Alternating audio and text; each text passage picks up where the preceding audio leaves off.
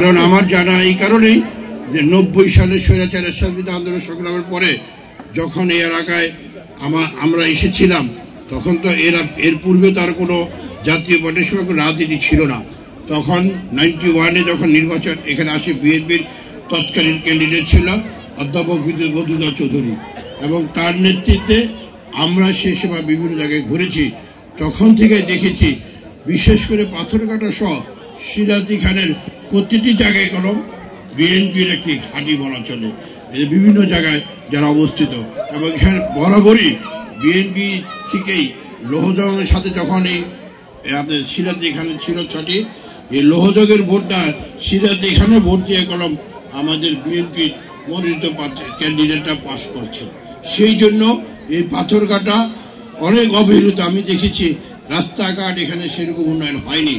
আপনারা দোয়া করেন মহান রব্বুল আলামিন যদি আগামীতে জাতীয় বিএনপি রাষ্ট্রীয় ক্ষমতা আসতে পারে অবশ্যই এই অবহেলিত জায়গাকে আমরা ইনশাআল্লাহ সুন্দর একটি জায়গায় পৌঁছাবো।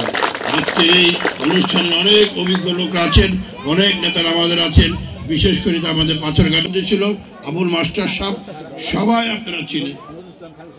হ্যাঁ, সবাই আপনারা ছিলেন। আমাদের অনেক নেতৃবৃন্দরা আছে, আমি সবার নাম বলতে গেলে অনেক সময় লাগবো। আমি শুধু বলবো আজকে আমরা এখানে উপস্থিত হয়েছি ভাই, আমরা তো রাষ্ট্রীয় ক্ষমতা নেই, এখন হল অন্তর্বর্তীকালীন সরকার রাষ্ট্রীয় ক্ষমতায়। আমরা আমাদের যতটুকু সাধ্য মতো আমরা এখানে আমাদের নেতৃবৃন্দ উপস্থিত হয়েছি। এই ঠান্ডার মধ্যে এই শীতের মধ্যে আপনাদের কাছে এসেছি কিছু সামান্য কম্বল নিয়ে। যদি আল্লাহ তাআলা আমাদের বিএনপিকে রাষ্ট্রীয় ক্ষমতা প্রতিষ্ঠা করে ইনশাআল্লাহ আমরা ব্যাপক আকারে এই এলাকার উন্নয়ন বলেন সাহায্য করেন সব কিছু আমরা তখন করতে পারবো। কারণ বিএনপি হলো উন্নয়নের দল।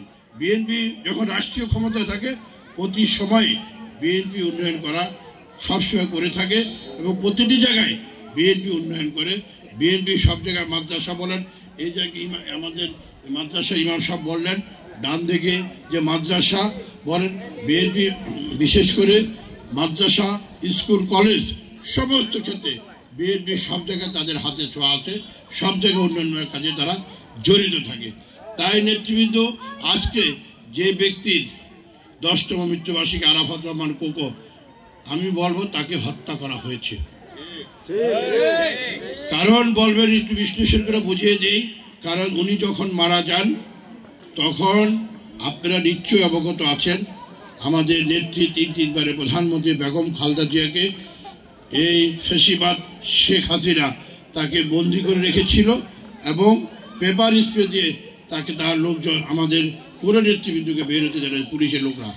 আমরাও তখন বিভিন্ন জায়গায় পালিয়ে বেরিয়েছি, কেস মামলা মুগ্ধ আমাদের নামে একজনের অনেক মামলা ছিল, আমরা পালিয়ে বেরিয়েছি।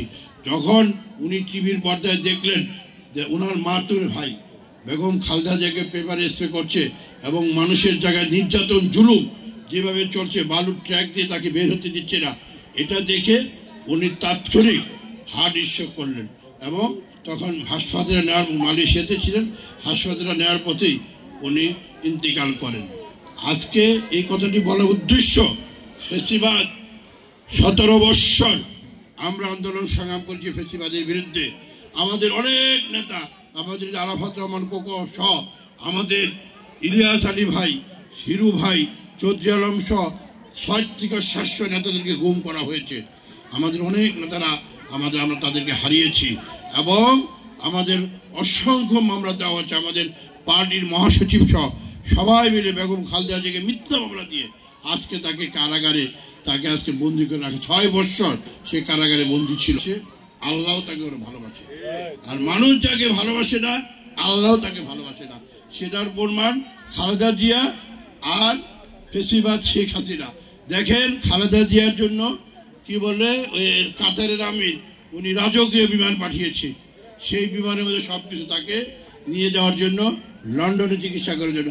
আর শেখ হাসিনা বাংলাদেশ থেকে জনগণ তাকে কিভাবে বিদায় দিয়েছে সেটা আমি আর উল্লেখ করলাম না, আপনারা সেটা দেখেছেন কিভাবে সে পালানোর পথ পায় নাই।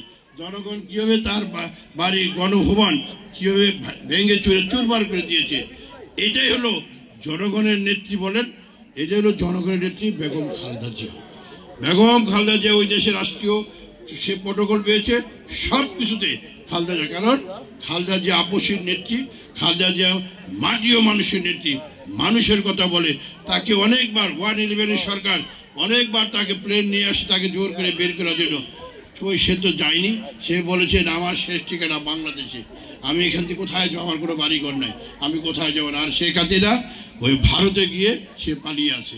আজকে সে মাত্র 20 থেকে 25 দিন আন্দোলন সংগ্রাম করে আমাদের প্রায় 15 থেকে 2000 লোকরে গণহত্যা করেছে। কাদেরকে? ছাত্র জনতা, মাদ্রাসার ছাত্র, রিক্সাওয়ালা থেকে শুরু করে শ্রমজীবী, ঠেলাগাড়িওয়ালা, সব 15 জন রিক্সাওয়ালাকে গুলি করে হত্যা করেছে, 25,000 লোকরে পঙ্গু করেছে। এটা শেখ হাসিনা ফ্যাসিস্টবাদ। আজকে শেখ হাসিনা তার দলবল সেটা করেছে। আজকে বাংলাদেশে দুর্নীতিতে আজকে যে অবস্থা সৃষ্টি, বিভিন্ন জায়গায় দুর্নীতি একটা রেওয়াজ হয়ে গিয়েছিল। আজকে সব জায়গায় টাকা টাকা দুর্নীতিবাজ, তাদের মন্ত্রীরা বিভিন্নভাবে লক্ষ লক্ষ কোটি টাকা আছে, তারা বিভিন্নভাবে তারা ঘুষ দিয়ে কাম। যদি রুখে না দাঁড়াতো দেশ আজকে কি অবস্থা হতো তা মনে বলে শেষ করা যাবে না। তাই নেতৃবৃন্দ, আজকে এই অন্তর্বর্তীকালীন সরকার রাষ্ট্রীয় ক্ষমতায় আছেন। আমরা এই সরকারকে আমরা রাষ্ট্রীয় ক্ষমতায় আমরা সমর্থন ছিল বিদায় তারা আজকে রাষ্ট্রীয় ক্ষমতায় আসে। আমরা এই সরকারের কাছে অনুরোধ করব, আবেদন করব, অবিলম্বে প্রয়োজনীয় সংস্কার করে আপনারা নির্বাচনের রোডম্যাপ দাখিল করুন। কারণ আপনারা দেখছেন শেখ হাসিনা গোলাম আমাদের পাশে ভারতে বসে আছে, তার পেতাত্তাদের দিয়ে আজকে বিভিন্ন জায়গায় অরাজকতা সৃষ্টি চালিয়ে যাচ্ছে, অরাজকতা করছে। এই অরাজকতাকে বন্ধ করতে হলে নির্বাচনের কোনো বিকল্প কোনো পথ নেই। নির্বাচন আপনাদেরকে দিতে হবে, নির্বাচন দিয়ে দিন, দেখবেন সব কিছু ঠিক হয়ে যাবে। আর না হয় অন্যথায় আমরা 17 বছর আন্দোলন সংগ্রাম করেছি। আজকে দেখেছেন, গতকাল দেখেছেন ছাত্ররা সেখানে কি করেছে। আজকে সারা ঢাকা শহরে বিভিন্ন জায়গায় রাস্তাঘাট বন্ধ করে দিয়েছে। আজকে বিভিন্নভাবে ষড়যন্ত্র চলছে। কারণ আমি তো পূর্বেই বললাম, শেখ হাসিনা চলে গিয়েছে, তার পেতাত্তারা আছে, তাদের টাকা আছে অজস্র, তাদের অজস্র চুরির টাকা, এই চুরির টাকা দিয়ে তারা বিভিন্ন জায়গায় আজকে বাংলাদেশে করে। বিএনপি কখনো অনির্বাচিত সরকার পছন্দ করে না, কারণ অনির্বাচিত জিনিসগুলো পুরোটিত ভালো না। মেম্বার বলেন, চেয়ারম্যান বলেন, এমপি বলেন, কারণ তার তো কোনো ওয়াদাবদ্ধ নাই। আমি যে আজকে যদি একজন মেম্বার সাহেব, একজন চেয়ারম্যান সাহেব নির্বাচিত হয়, তা তো ওয়াদাবদ্ধ, কারণ মানুষের ধারে ধারে থেকে যেতে হবে ভোটের জন্য। সে তো কাজ করতে ওয়াদাবদ্ধ, যে ভাই আমার এই রাস্তাটা ভেঙে গেছে, আমার এই কালভার্ট নাই, আমার এই সেতু নাই, আমার এই মাদ্রাসাটা নষ্ট হয়ে গেছে, চেয়ারম্যান সাহেব, এমপি সাহেব, মেম্বার সাহেব এটা করে দিতে হবে। তখন সে করতে বাধ্য, কারণ যেহেতু